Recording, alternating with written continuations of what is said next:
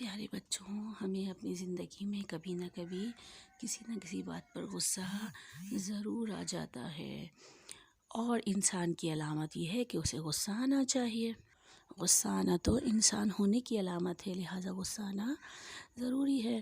لیکن اب اس غصے کو قابو کیسے کرنا ہے، یہ مومن کی نشانی ہے کہ وہ اپنے غصے کو قابو کر لیتا ہے۔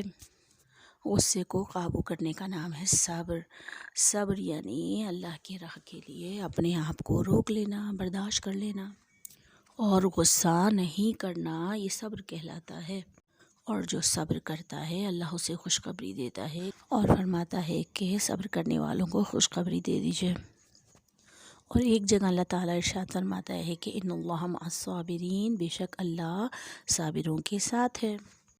اور سب سے بڑی بات یہ ہے کہ اللہ تعالیٰ فرماتا ہے واللہ یحب الصابرین، اور اللہ صبر کرنے والوں سے محبت کرتا ہے۔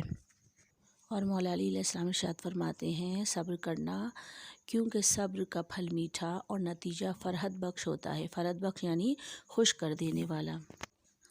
صبر کیسے کرنا چاہیے، اس کے لیے ہم 2-3 باتیں یہاں پر کرتے ہیں تاکہ ہمیں پتہ چلے کہ ہم صبر کیسے کر سکتے ہیں۔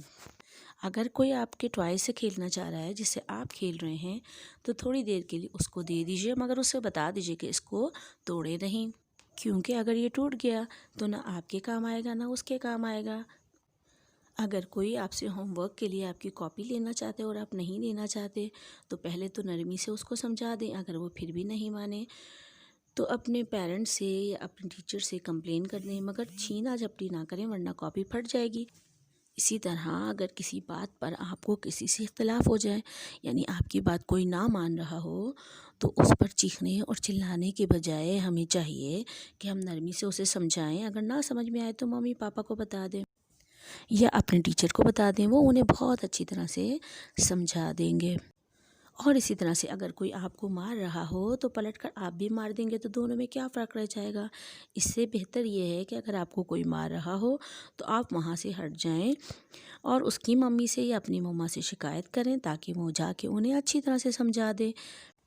بہت ساری احتیاط کے باوجود اگر ہمیں صبر نہ ہو تو ہمیں بہت زیادہ غصہ آ رہا ہو، اگر ہم کھڑے ہوئے ہوں تو ہمیں بیٹھ جانا چاہیے، اور اگر بیٹھے ہوئے ہوں تو ہمیں لیٹ جانا چاہیے، مگر اگر گھر میں ہوں تو لیٹنا چاہیے ورنہ نہیں۔ تیسری چیز یہ ہے کہ جب ہم بہت زیادہ غصے میں ہوں تو ہمیں پانی پینا چاہیے اور وضو کرنا چاہیے اور ذکر پڑھنا چاہیے، کوئی بھی ذکر، مثلاً استغفر اللہ ربی واتوب الیہ، لا حول ولا قوة الا باللہ العلی العظیم، اللہم صل علی محمد وآل محمد وعجل فرجہم۔